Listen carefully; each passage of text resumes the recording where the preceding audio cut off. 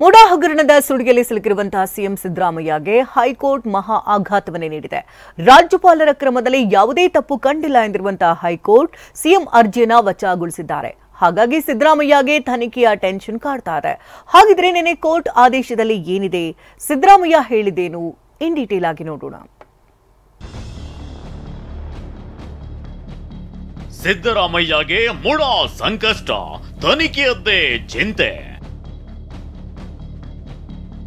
CM ಅರ್ಜಿ ವಜಾ, ರಾಜ್ಯಪಾಲರ ಕ್ರಮ ಎತ್ತಿ ಹಿಡಿದ ಹೈಕೋರ್ಟ್. ಸಿಎಂ ಸಿದ್ದರಾಮಯ್ಯಗೆ ಮುಡಾ ಹಗರಣ ಹೆಜ್ಜೆ ಹೆಜ್ಜೆಗೂ ಸಂಕಷ್ಟ ತಂದೊಡ್ತಿದೆ. ರಾಜ್ಯಪಾಲರ ಪ್ರಾಸಿಕ್ಯೂಷನ್ ಆದೇಶದ ವಿರುದ್ಧ ಸಮರ ಸಾರಿದ ಸಿದ್ದರಾಮಯ್ಯಗೆ ಕಾನೂನು ಹೋರಾಟದ ಮೊದಲ ಹೆಜ್ಜೆಯಲ್ಲೇ ಆಘಾತವಾಗಿದೆ. ಖುದ್ದು ವಕೀಲರಾಗಿ ಅನುಭವ ಹೊಂದಿದ್ರು ಸಹ ಹೈಕೋರ್ಟ್ನಿಂದ ಇಂಥ ತೀರ್ಪು ಬರುತ್ತೆ ಅಂತ ಸಿದ್ದರಾಮಯ್ಯ ಕನಸು ಮನಸ್ಸಿನಲ್ಲೂ ನೆನೆಸಿರಲಿಲ್ಲ. ಮುಡಾ ಹಗರಣದಲ್ಲಿ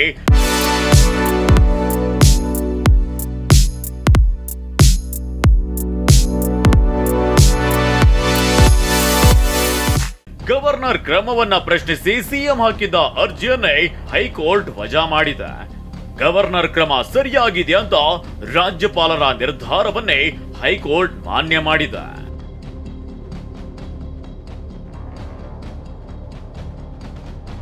ಸಿದ್ದರಾಮಯ್ಯ ಪತ್ನಿಗೆ ಮುಡಾದಿಂದ 14 ಸೈಟ್ಗಳನ್ನ ಅಕ್ರಮವಾಗಿ ಹಂಚಲಾಗಿದೆಯನ್ನೋ ಕೇಸ್ ರಾಜ್ಯಾದ್ಯಂತ ದಳ್ಳೂರಿ ಎಬ್ಬಿಸಿತ್ತು. ಸಿಎಂ ವಿರುದ್ಧ ಪ್ರಾಸಿಕ್ಯೂಷನ್ಗೆ ಅನುಮತಿ ನೀಡಿ ಅಂತ ಸ್ನೇಹಮಯಿ ಕೃಷ್ಣ ಮತ್ತು ಟಿಜೆ ಅಬ್ರಹಾಂ ದೂರು ನೀಡಿದ್ರು. ರಾಜ್ಯಪಾಲರು ಭ್ರಷ್ಟಾಚಾರ ಕಾಯ್ದೆ ಸೆಕ್ಷನ್ 17A ಅಡಿಯಲ್ಲಿ ತನಿಖೆಗೆ ಅನುಮತಿಯನ್ನ ನೀಡಿದ್ರು. ಆದ್ರೆ ರಾಜ್ಯಪಾಲರು ಕೊಟ್ಟಿದ್ದ ಪ್ರಾಸಿಕ್ಯೂಷನ್ ಅನುಮತಿ ಪ್ರಶ್ನಿಸಿ ಸಿದ್ದರಾಮಯ್ಯ ಹೈಕೋರ್ಟ್ಗೆ ಅರ್ಜಿಯನ್ನ ಸಲ್ಲಿಸಿದ್ರು. ಪ್ರಕರಣದಲ್ಲಿ ದೂರುದಾರರು ಮತ್ತು ಸಿದ್ದರಾಮಯ್ಯ ಪರ ವಕೀಲರ ವಾದ ಆಲಿಸಿದ್ದ ನ್ಯಾಯಮೂರ್ತಿ ಎಂ ನಾಗಪ್ರಸನ್ನ ಅವರು ಸಿಎಂ ವಿರುದ್ಧ ಗವರ್ನರ್ ಹೊರಡಿಸಿದ್ದ ಪ್ರಾಸಿಕ್ಯೂಷನ್ ಕ್ರಮ ಸರಿಯಾಗಿದೆಯಂತ ತೀರ್ಪನ್ನ ಕೊಟ್ಟಿದ್ದಾರೆ. ರಾಜ್ಯಪಾಲರ ಕ್ರಮದಲ್ಲಿ ಯಾವುದೇ ತಪ್ಪು ಕಂಡಿಲ್ಲ. 197 ಪುಟಗಳ ಆದೇಶ, 11 ಅಂಶಗಳು ಉಲ್ಲೇಖ. ಸಿಎಂ ಸಿದ್ದರಾಮಯ್ಯ ವಿರುದ್ಧ ತನಿಖೆಗೆ ಹೈಕೋರ್ಟ್ ಅಸ್ತು ಎಂದಿದ್ದು ರಾಜ್ಯಪಾಲರ ಆದೇಶ ಸರಿಯಂತ ತೀರ್ಪು ಕೊಟ್ಟಿದೆ. ಬರೋಬ್ಬರಿ 197 ಪುಟಗಳ ಆದೇಶ ಪ್ರತಿಯಲ್ಲಿ 11 ಅಂಶಗಳನ್ನ ಉಲ್ಲೇಖ ಮಾಡಲಾಗಿದೆ. ಹಾಗಾದ್ರೆ ನ್ಯಾಯಮೂರ್ತಿ ಎಂ ನಾಗಪ್ರಸನ್ನ ಆದೇಶದಲ್ಲಿ ಏನಿದೆ ಅಂತ ನೋಡೋದಾದ್ರೆ, ದೂರುದಾರರು ರಾಜ್ಯಪಾಲರಿಂದ ಅನುಮತಿ ಕೋರಿದ್ದು ಸೂಕ್ತವಾಗೇ ಇದೆ. 17A ಅಡಿ ಅನುಮತಿ ಅತ್ಯಗತ್ಯ, ಪೊಲೀಸ್ ಅಧಿಕಾರಿಯೇ ಪಡಿಬೇಕಂತಿಲ್ಲ. ಸಾಮಾನ್ಯ ಸಂದರ್ಭಗಳಲ್ಲಿ ಸಚಿವ ಸಂಪುಟದ ನಿರ್ದೇಶನ ಪಾಲಿಸಬೇಕು. ರಾಜ್ಯಪಾಲರು ಅಪರೂಪದ ಸಂದರ್ಭ ಸ್ವಂತ ವಿವೇಚನೆ ಬಳಸಬಹುದು. ಈ ಪ್ರಕರಣ ಸ್ವಂತ ವಿವೇಚನೆ ಬಳಸಲು ಅರ್ಹವಾಗಿರುವ ಪ್ರಕರಣ ಆಗಿದೆ. ಸ್ವತಂತ್ರ ವಿವೇಚನೆ ಬಳಸಿದ ರಾಜ್ಯಪಾಲರ ಕ್ರಮದಲ್ಲಿ ತಪ್ಪು ಕಂಡಿಲ್ಲ.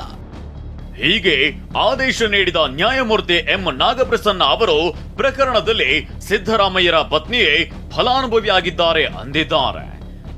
ರಾಜ್ಯಪಾಲರು ಭ್ರಷ್ಟಾಚಾರ ತಡೆ ಕಾಯ್ದೆ ಸೆಕ್ಷನ್ 17A ಅಡಿಯಲ್ಲಿ ತನಿಖೆ ನಡೆಸಲು ಅನುಮತಿಯಷ್ಟೇ ನೀಡಿದ್ದಾರೆ. PNSS 218 ಅಡಿ ಪೂರ್ವಾನುಮತಿ ನೀಡಿಲ್ಲವೆಂದು ಸೀಮಿತವಾಗಿ ರಾಜ್ಯಪಾಲರ ಆದೇಶವನ್ನ ಓದತಕ್ಕದ್ದು. ದೂರಿನಲ್ಲಿರೋ ಅಂಶಗಳು ನಿಸ್ಸಂದೇಹವಾಗಿ ತನಿಖೆಯನ್ನ ಬಯಸುತ್ತವೆ. ಯಾಕಂದ್ರೆ ಫಲಾನುಭವಿಗಳು ಹೊರಗಿನವರಲ್ಲ, ಸಿದ್ದರಾಮಯ್ಯ ಪತ್ನಿಯೇ ಇದರ ಫಲಾನುಭವಿಯಾಗಿದ್ದಾರೆ. ಇದಷ್ಟೇ ಅಲ್ಲ, ನ್ಯಾಯಮೂರ್ತಿಗಳು ತತ್ವಶಾಸ್ತ್ರಜ್ಞ ಬೆಂಜಮಿನ್ ಡಿಸ್ರೇಲಿ ಹೇಳಿಕೆಯನ್ನ ತಮ್ಮ ತೀರ್ಪಿನಲ್ಲಿ ಉಲ್ಲೇಖಿಸಿದ್ದಾರೆ. ಎಲ್ಲ ಅಧಿಕಾರಗಳು ನಂಬಿಕೆಯ ಆಧಾರದಲ್ಲಿ ನೀಡಲ್ಪಟ್ಟಿವೆ. ಅಧಿಕಾರ ಬಳಸುವವರು ಉತ್ತರದಾಯಿಗಳಾಗಿರಬೇಕು.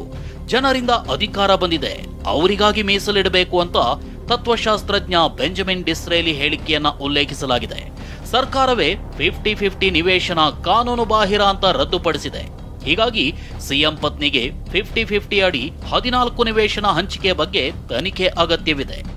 ಇಷ್ಟೇ ಅಲ್ಲ, ಸಿದ್ದರಾಮಯ್ಯ ವಿರುದ್ಧ ತನಿಖೆ ಏಕೆ ಅಗತ್ಯ ಎಂಬುದಕ್ಕೂ ಹೈಕೋರ್ಟ್ ಸ್ಪಷ್ಟ ಕಾರಣಗಳನ್ನ ನೀಡಿದೆ.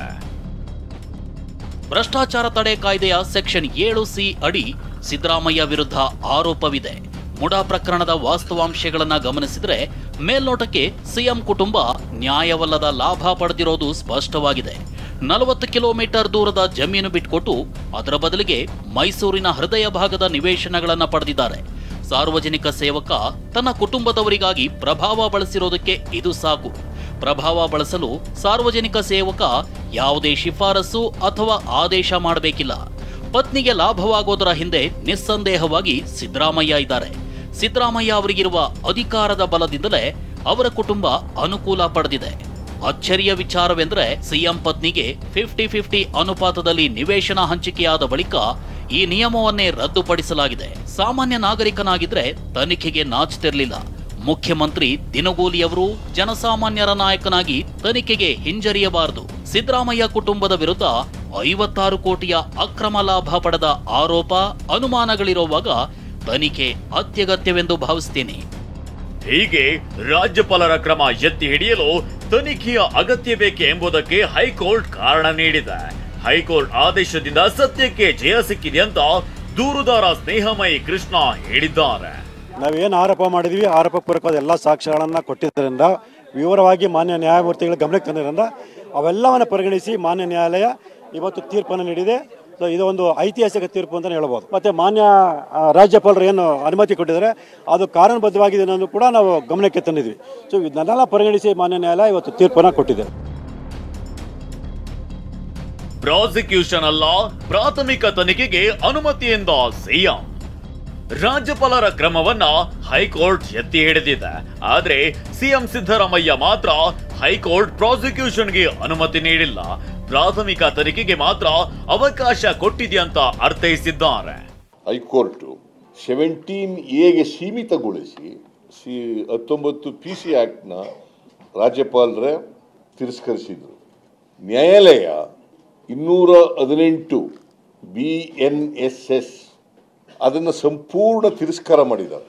The order is read to be restrictive to an approval under section 17A. ಕಾನೂನು ತಜ್ಞರ ಜೊತೆ ಚರ್ಚೆ ಮಾಡಿ ಮುಂದಿನ ಕ್ರಮವನ್ನು ನಿರ್ಧಾರ ಮಾಡ್ತೀವಿ. ನಾನು, ನಮ್ಮ ಎಲ್ಲ ಮಂತ್ರಿಗಳು ಮತ್ತೆ PCC ಅಧ್ಯಕ್ಷರು ನಾವೆಲ್ಲರೂ ಕೂಡ ಚರ್ಚೆ ಮಾಡಿ ತೀರ್ಮಾನ ಮಾಡ್ತೀವಿ. ಕಾನೂನು ತಜ್ಞರ ಜೊತೆಲೂ ಕೂಡ ಚರ್ಚೆ ಮಾಡ್ತೀವಿ. ಏನೇ ಹೇಳಿ ಸಿದ್ದರಾಮಯ್ಯ ವಿರುದ್ಧ ತನಿಖೆಗೆ ಹೈಕೋರ್ಟ್ ಅನುಮತಿ ನೀಡಿದೆ. ಮುಂದೆ ಸಿಎಂ ಕಾನೂನು ಹೋರಾಟ ಹೇಗಿರುತ್ತೆ ಅನ್ನೋದೇ ಕುತೂಹಲ. ರಮೇಶ್, TV9 ಬೆಂಗಳೂರು.